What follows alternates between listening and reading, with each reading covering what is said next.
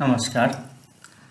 मैं आज एक बात पर चर्चा करूंगा जो बहुत समसामयिक है कि क्या वैज्ञानिक बनना आसान है व बन सकता है कोई आदमी व इस क्या प्रोसेस है, क्या तरीका है। तो मैं एक बात करूँ कि बना जा सकता है।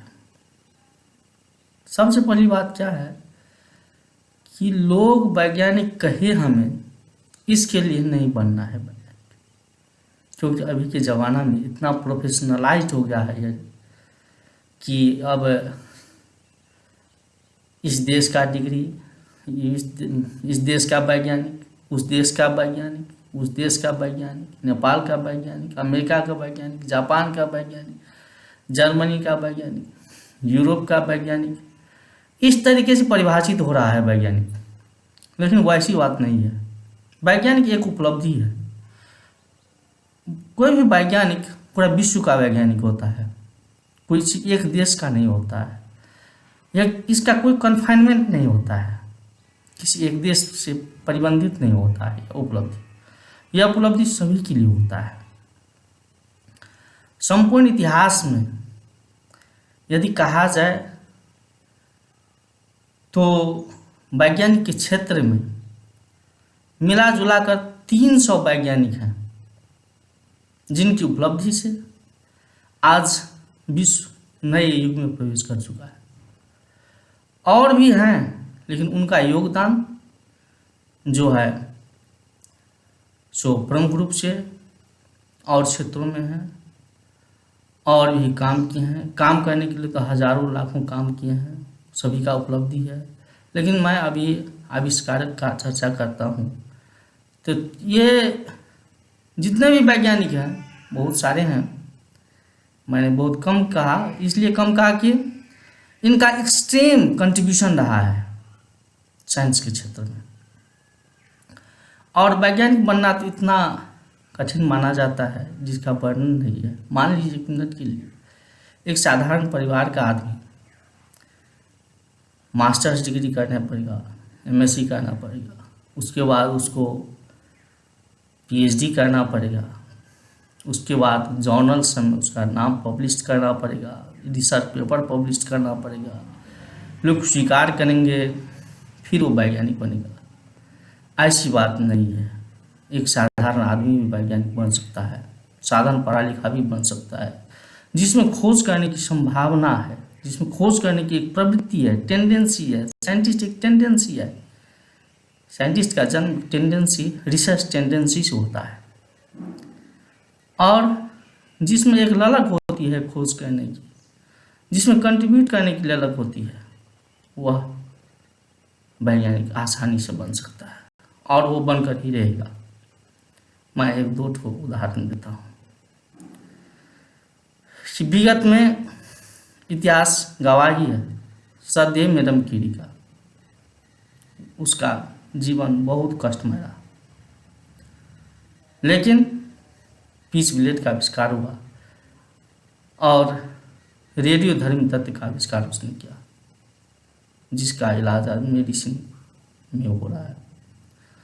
इसी प्रकार जॉन ग्रेगर मेंडल रहा, जो आविष्कार किया, उसकी मृत्यु के 11 वर्ष के बाद लोगों को पता चला कि यह आदमी वैज्ञानिक था, क्योंकि उस टाइम में जिसका आविष्कार हुआ था, जो इवेंट देखा गया था, उनके पेपर में था वो।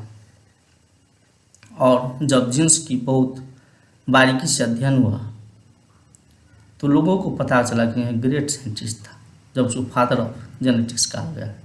इतना मुझे जानकारी है। इसी प्रकार ओरिजिन ऑफ स्पीसीज का लेखक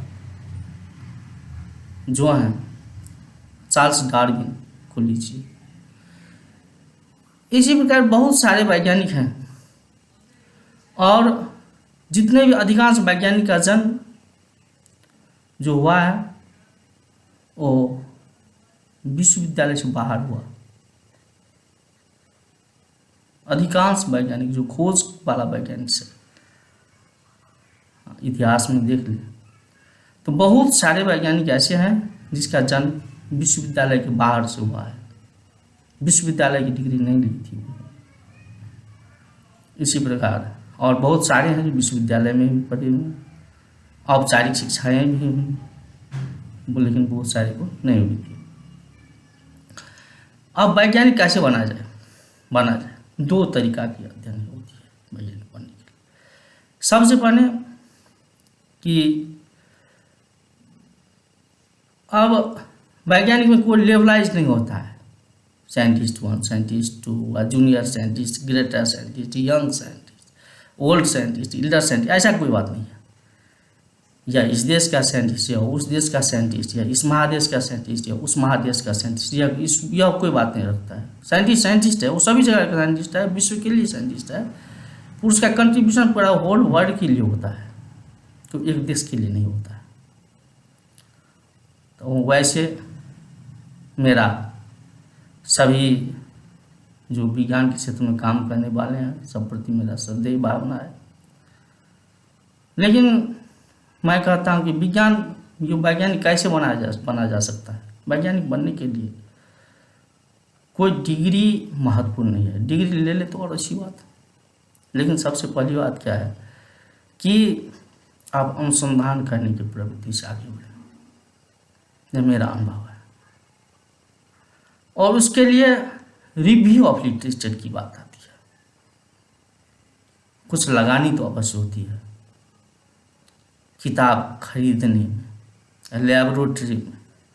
लेकिन एक बात क्या है कि लेबोरेटरी की जो बात होती है ना, जितना हम अध्ययन थ्योरेटिकल करते जाएंगे लेबोरेटरी की मांग कम होती जाती है। और कुछ जगहों है जहाँ लेबोरेटरी बिना काम भी नहीं चलता, लेकिन लेबोरेटरी की मांग कम होती है। और लेबोरेटरी का बहुत कुछ काम ऐसे होता है जो हम सेल्फ डेवलप कर सकते हैं, सेल्फ डेवलप करके भी लेबोरेटरी का काम कर सकते हैं। बहुत सारे अनुसंधान के पद्धति भी हैं, रिसर्च मेथोडोलॉजी है। लेकिन थ्योरेटिकल रिसर्च तो ऐसा है जिसमें हम रिव्यू ऑफ लिटरेचर से कर सकते हैं काम।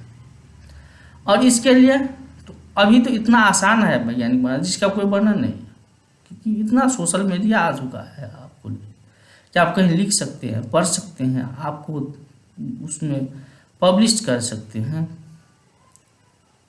आपको पढ़ेगी, लोग दुनिया पढ़ेगी, देखेगा आपके अनुसंधान को, पढ़ेगा आपके अनुसंधान को, और आप निश्चित रूप से आगे जा सकते हैं, बन सकते हैं।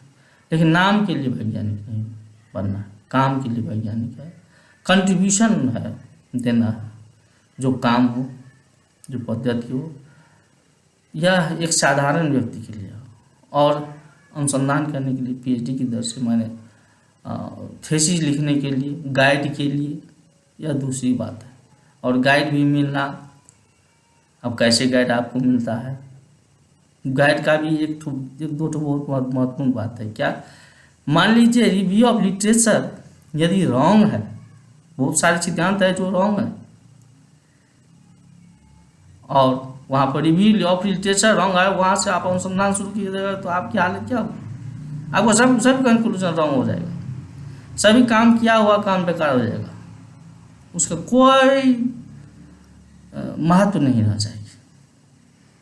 वर्षों वर्ष का कमाया हुआ, वर्षों वर्ष का गंवाया हुआ समय, परिश्रम सब बेकार हो जाएगा। इसलिए वैज्ञानिक बनने के लिए अध्ययन की आवश्यकता है।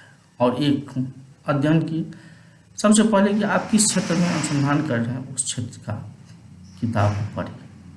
उसके बाद और सारे किताब पढ़िए। मान लीजिए आप फिजिक्स का अनुसंधान कर रहे हैं, फिजिक्स में ऑप्टिक्स का अनुसंधान कर रहे हैं, तो ऑप्टिक्स की किताब तो आपको पढ़ना ही है, ठीक से पढ़ना है, बारीकी से पढ़ना है। लेकिन उनका संबंध कहाँ संबंध है वह भी संपूर्ण पढ़ना है। तो हमें संपूर्ण फिजिक्स की अध्ययन आवश्यकता होती है उस समय, और विषय का तो मेरा उतना अनुभव नहीं है। तो संपूर्ण फिजिक्स का अध्ययन होता है, संपूर्ण फिजिक्स का अध्ययन करना आवश्यक होता है। नहीं तो अनुसंधान करना तो एक तीर की है, तीर चलाना है। घना जंगल है, वह तीर किसी न किसी जगह से टकराए नहीं, निकल जाए, तब ना अनुसंधान होगा, नहीं तो क्या अनुसंधान टकरा जाएगी, फिर आपका निशाना चुक जाएगा, आप असफल हो जाएंगे। इसलिए यदि आप बैचलर के स्टूडेंट्स हैं, मज़ा से अनुसंधान कर सकते हैं, अनुसंधान में आगे बढ़ सकते हैं। आज आदमी हैंड टू माउथ के लिए प्रॉब्लम कर रहा है, वो दूसरी बात है। सड़क पर कितना भीड़ भड़का है, वो अनुसंधान नहीं मानती है उस बात को। आपको काम क्या कर रहे हैं, आप कैसे आगे बढ़ रहे हैं, वह महत्वपूर्ण बात है। आपको परिश्रम कितना अच्छा है, यह महत्वपूर्ण बात है। आप यदि किताब ठीक से पढ़ते हैं, सभी किताब का अध्ययन करते हैं, जितना रिव्यू ऑफ लिटरेचर करते हैं, उतना गाइड की भी आवश्यकता कम हो जाएगी, यह बात भी निश्चित है। और हम जर्नल में पब्लिश करने के पीछे मत दौड़िए, जो बहुत मुश्किल है। पब्लिश हो जाए तो और अच्छी बात, लेकिन दौड़ना आवश्यक नहीं है। कहाँ पब्लिश करने के बाद प्रकाशित न करना है, उसको सभी को जानकारी न देना है। मान लीजिए कोई सोशल मीडिया में ही आपका प्रकाशित हो रहा है, प्रकाशित अपने से कर रहे हैं, लोग पढ़ रहे हैं, लोग जान रहे हैं, तो फिर जर्नल की क्या आवश्यकता होती है। जर्नल आपको मान्यता देगी, वही नहीं देगी। मैंने बहुत सारे सिद्धांत देखा है जो जर्नल में मान्यता दिया हुआ है, सैकड़ों 300 वर्षों से आज न्यूटन्स लॉ ऑफ ग्रेविटेशन पढ़ाई होती आ रही है, लेकिन पूरा जर्नल मान्यता दे दिया है। उस पर बहुत सारी किताब पढ़ाया जा चुका है, लिखा जा चुका है, हमारे विद्यार्थी पढ़ रहे हैं, टॉप भी करते जा रहे हैं, लेकिन वो सिद्धांत ही गलत है। तो फिर उस जर्नल का क्या अर्थ था। मैं किसी पर ब्लेम नहीं लगा, मैं सही बात कर रहा हूँ, वस्तु स्थिति की बात कर रहा हूँ। दुनिया में दौड़ने से अच्छी बात कि वस्तु स्थिति को जानिए, वास्तविकता को जानिए और आगे बढ़िए। निश्चित समय आपके साथ रहेगा, आप वैज्ञानिक बन सकते हैं, निश्चित बन सकते हैं। समय एक न एक दिन जरूर पुकारेगा। जब ग्रेगर जॉन मेंडल को मृत्यु के 11 वर्ष के बाद पुकारा, तो हम तो अभी जिंदा हैं। यह मान करके हमें काम करना है, पढ़ना है, उदास नहीं होना है, आगे बढ़ना है। धन्यवाद, नमस्कार।